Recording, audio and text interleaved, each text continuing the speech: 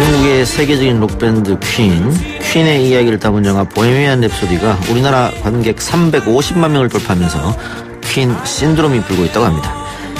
영화 보헤미안 랩소디, 영국에 이어 두 번째로 관람객 수가 많다고 하는데요. 오늘 4부 인터뷰에서는 김도원 음악평론가와 함께 퀸 이야기 나눠보도록 하겠습니다. 김도원 음악평론가 나왔습니다. 어서 오십시오. 네, 안녕하세요. 음악평론가 김도원입니다. 영화 보셨습니까? 네. 저는 개봉한 그날 바로 봤어요. 어떠셨어요? 저는 결론부터 말씀드리면은 처음부터 끝까지 퀸의 음악으로 영화가 가득 차 있거든요. 그래서 너무 행복했고요. 그리고 퀸의 콘서트장에 온 것 같아서 너무 좋았습니다. 저는 너무 보고 싶은데 시간이 잘 안 나네요. 그래서 계속 못 보고 있는데 부럽습니다. 감사합니다. 그런데 지금 퀸을 모르는 10대, 20대 세대들도 이 영화에 대한 관심이 높다 그래요.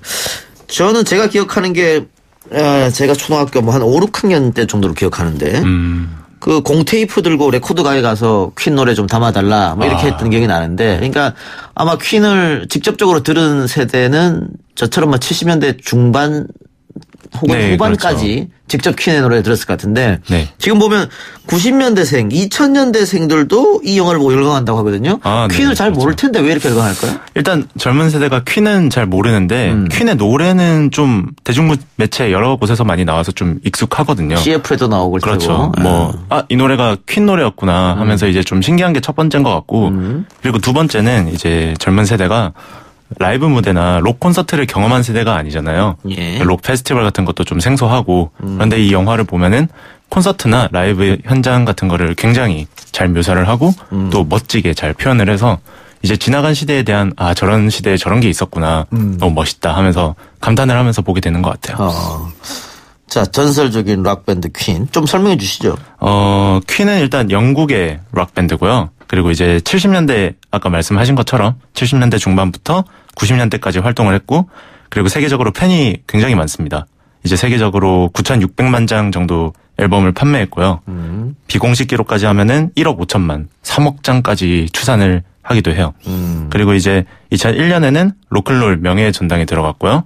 2004년에는 멤버 개개인이 아니라 퀸이라는 밴드, 단체로 작곡가 명예의 전당에 들어갔습니다. 퀸 하면 역시 코스튬에 프레디 머큐리가 제일 먼저 떠오를 텐데. 네. 프레디 머큐리가 에이즈로 사망했죠? 네, 그렇습니다. 90년대 초반에. 네. 그리고 그 이후로는 사실상 활동이 중단된 겁니까? 97년에 이 베이스를 치는 존 디코는 은퇴를 했고요. 그리고 나머지 기타 치는 브라이언 메이, 그리고 드러머 로저 테일러는 아직도 활동을 하고 있습니다. 그 아담 램버트라는 아메리칸 아이돌 출신의 가수가 있는데요. 이 가수를 보컬로 해서 이제 세계 투어를 다니고 있고요. 14년에는 한국에도 왔습니다.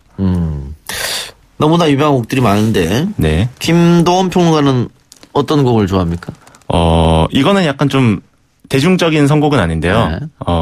브라이튼 록이라는 노래가 있어요. 이 노래가 이제 퀸의 세 번째 앨범의 첫 번째 트랙인데요. 이 곡 중간부터 브라이언 메이가 거의 몇 분에 달하는 기타 솔로를 완전히 죽여놓거든요. 좀 속된 말로 표현을 하면. 자, 그런데 이 노래가 어린 시절에 저한테 너무 충격을 많이 줬고, 그리고 2012년에 런던 올림픽 폐막식 때도 브라이언 메이가 나와서 공연을 했습니다. 세 번째 앨범부터 퀸이 이름을 좀 알렸습니까? 두 번째 앨범에 이제 Seven Seas of Rye라는 노래가 있는데 그 노래가 처음 히트를 했고, 그리고 세 번째 앨범부터 이제 본격적으로 퀸의 전성기가 시작이 됩니다. 예. 영국에는 여왕이 2명 있다. 뭐 이런 얘기도 있는데. 네, 맞습니다.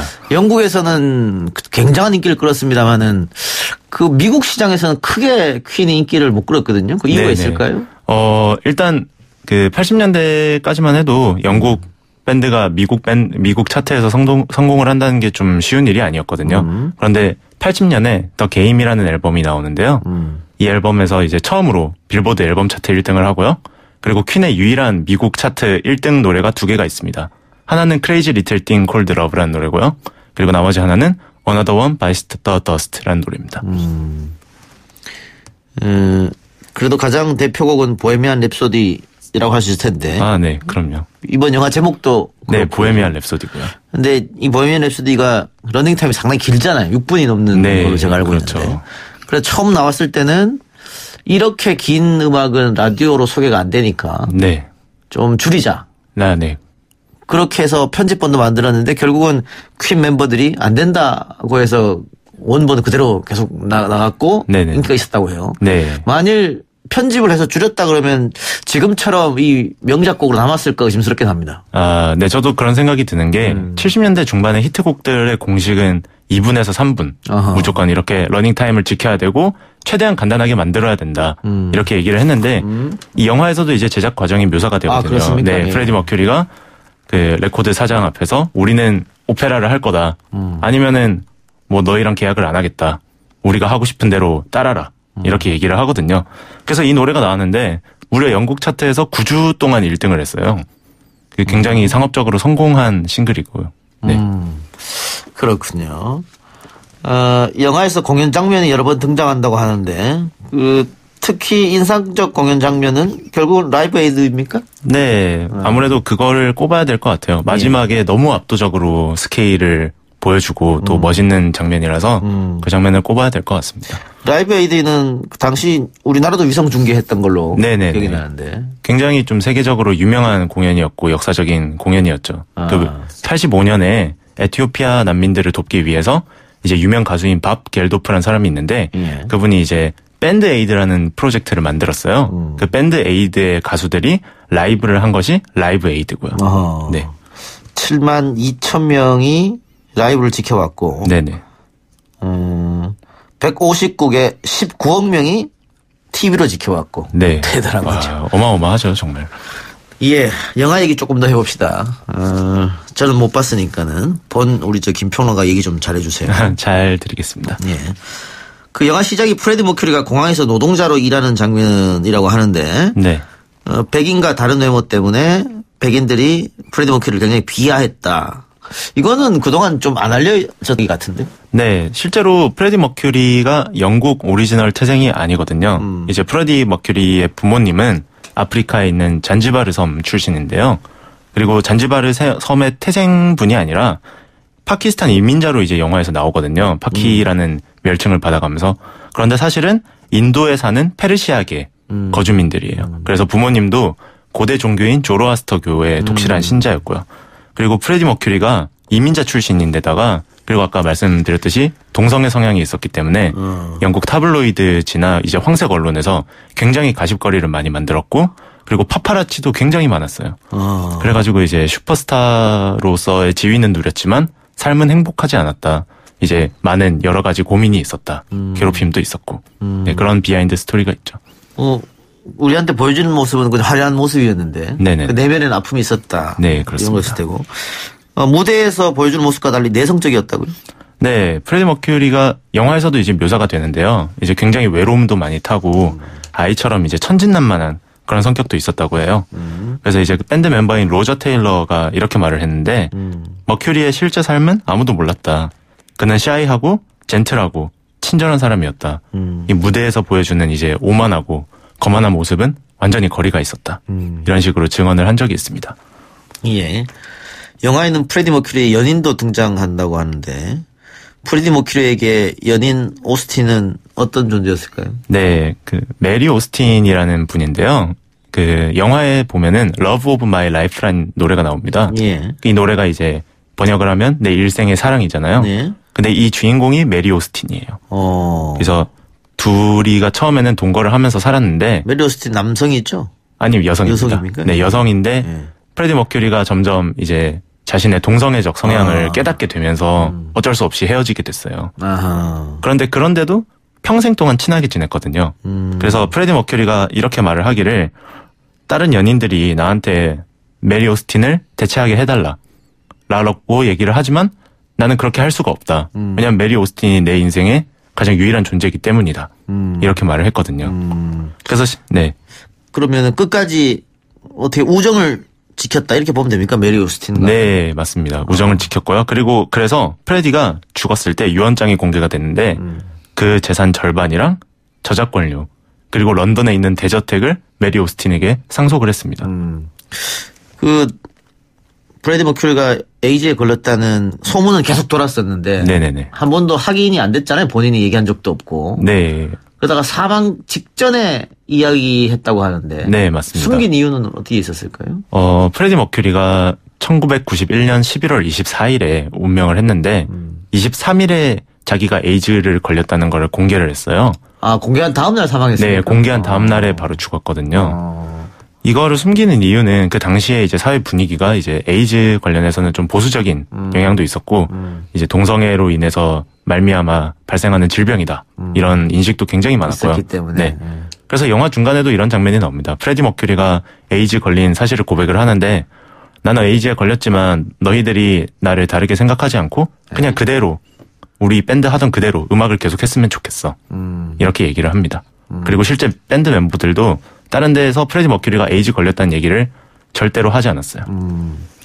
그 동성애에 대한 편견 지금보다 훨씬 심했을 때였어요. 네, 아무래도 그렇죠. 네. 근데 소문은 어떻게 났을까요? 일단은 프레디 머큐리가 동성 연인과 같이 다닌다. 이런 언론이 아까도 말씀드렸지만 태블로이드나 황색 언론을 통해서 되게 많이 나왔고요. 그리고 이제 또 나날이 갈수록 말년에 보면 프레디 머큐리가 굉장히 말라요. 쇠약해진 모습이 뮤직비디오에서도 바로 나오고, 보입니다. 네, 그래서 이제 에이즈에 걸렸다. 이런 추측들은 굉장히 많았죠. 수염도 다시 깎고. 네네네. 예. 영화에서도 당연 보컬인 프레디 머큐리 비중이 많았습니다만은 프레디 머큐리 외에도 로저 테일러, 브라이언 메이, 존 디콘 이런 멤버들의 존재감도 대단한데 위윌 라큐는 브라이언 메이가 박자와 리듬이 만들어진 장면이 영화 속에 등장한다고요? 네, 브라이언 메이가 위윌 라큐를 작곡을 했는데 그 작곡하는 장면이 영화에 그대로 나와요. 그리고 존 디콘이 Another One Bites the Dust의 베이스 리프를 만드는 장면도 나오고요. 그러니까는 우리는 퀸 하면 프레디 머큐리만 떠올립니다만은 네네. 나머지 멤버 3명도 다 작곡이라든가 네. 이렇게 또 연주라든가 네. 세계 최고였다라고 해도 과언이 아니지 않습니까? 아, 당연하죠. 퀸은 일단 멤버들 각각 능력이 거의 최고 수준이에요. 일단 기타 치는 브라이언 메이는 학력을 말씀드리면은 임페리얼 칼리지를 나왔어요. 예. 세계 최고의 공대 중 하나고 그리고 기타도 직접 만들었습니다. 그래서 그 사운드를 따라하기가 거의 불가능한 수준이고요. 그리고 이제 존 디콘은 중학교 교사였어요. 퀸에 합류할 때. 그리고 전자기기 쪽으로 해박했고요. 그리고 로저 테일러 같은 경우는 이게 사람들이 모르는 경우가 많은데 위아더 챔피언의 이제 후렴부에 고음이 나오지 않습니까? 그리고 보헤미안 랩소디에도 갈릴레오라고 예, 아주 예. 크게 고음을 지르는 부분이 있는데 예. 그게 프레디 머큐리 목소리가 아니고 로저 테일러의 목소리예요. 그렇습니까? 네네. 예. 보컬에도 뛰어났다고 볼 수 네, 있겠네요. 아주 탁한 고음을 보여줬습니다. 예. 다시 그 보헤미안 랩소디가 나왔으니까 네네. 보헤미안 랩소디 가사가 네. 지금 봐도 굉장히 좀 충격적이거든요. 네, 이 그렇죠. 대중 가요에 이런 가사를 쓸 수 있을까? 당시로서는 더 충격이었을 것 같은데 대중들에게 다가오기를. 네, 그렇죠. 그래서 보헤미안 랩소디가 제가 알기로는 한국에서 금지곡 판정을 받았어요. 아, 그래요? 이게 처음 시작할 때 이렇게 시작을 하거든요. Mama just killed a man. 어머니 저 사람을 죽였어요. 예. 이렇게 나오다 보니까 또 영화 자체도 굉장히 길고 영화란다. 음악도 굉장히 길고요. 그래서 금지곡 판정도 받았고 당대로서는 좀 굉장히 충격적이었죠. 그런데 이 스토리가 어떤 스토리냐면 이제 사형을 앞둔 사형수가 있는데 그 사형수가 자신의 죄를 참회하려고 하면서 형을 기다리는 그 초조한 심정, 긴장되는 심정. 그러면서 오페라가 들어가면서 그 선악의 갈등 이런 여러 가지 요소들이 다 합쳐진 노래거든요. 좀 당대로서는 충격이었죠. 충격이었다. 그래요. 그 영화가 실존 인물들의 이야기를 다루기는 했습니다만 실제 이야기 혹시 다른 게 있습니까? 몇 가지가 있는데 일단 3개만 알려드릴게요. 일단 첫 번째는 프레디 머큐리가 퀸에 가입하게 된 계기가 다르거든요. 이제 영화에는 보면은 스마일이라는 밴드가 나옵니다. 예. 이 밴드가 로저 테일러랑 브라이언 메이가 같이 했던 밴드인데요. 영화에서는 처음 만나서 프레디 머큐리를 합류를 시키는데 실제로는 그 전부터 잘 알던 사이였어요. 라이브 공연도 프레디 머큐리가 많이 갔고요. 그리고 이제 두 번째는 프레디 머큐리가 솔로 활동을 하게 되는데 그때 밴드가 갈라집니다. 그런데 사실 퀸은 해체한 적이 한 번도 없습니다. 그리고 마지막에 라이브 에이드 전에 에이즈 감염 사실을 고백을 하는데 사실은 라이브 에이드 다음에 프레디 머큐리가 멤버들에게 에이즈 감염 사실을 고백을 합니다. 예. 퀸 영화를 보고 그 여운을 조금 더 느끼려고 하면 어떤 방법을 쓰면 좋을까요? 우선은 퀸의 음악을 이제 그레이티스트 히트, 이제 히트곡 모음집을 들어보시는 걸 추천하고요. 그리고 이제 아까도 말씀드렸지만 11월 24일이 프레디 머큐리의 기일이에요. 그래서 이제 보헤미안 랩소디 영화가 또 흥행을 해서 서울 각지에서 이제 프레디 머큐리를 추모하는 여러 가지 행사들이 열린다고 하더라고요. 예. 그리고 이제 최근에 극장가에서 싱얼롱이라는 컨텐츠가 있는데 이거는 영화관에서 노래를 부를 수 있게 하는 겁니다. 그 노래가 나올 때 노래를 따라 부르면서 프레디 머큐리 콘서트에 온 것처럼 이렇게 감흥을 더 느낄 수 있는 여러 가지 방법들이 있습니다. 예. 우리나라 그 대중 가수들도 11월에 많이 사망했었는데. 네, 그렇죠. 프레디도 11월에 사망했거든요. 네, 11월 24일입니다. 예, 알겠습니다. 끝으로 우리 김평론가님 추천곡 하나 해주시죠. 아무래도 영화의 맨 마지막을 장식하는 그리고 라이브 에이드의 마지막을 장식하는 위아더 챔피언스를 한번 들어보고 싶습니다. 예, 위아더 챔피언 각종 프로 경기에서 우승팀이 결정되면 항상 흘러나오는 노래가 해서. 네. 그렇죠. 예, 젊은 분들도 아마 귀에 익을 것 같습니다. 네. 그럼 광고 듣고 와서 위아더 챔피언 들으면서 오늘 방송 마치겠습니다. 수고하셨습니다. 네, 감사합니다.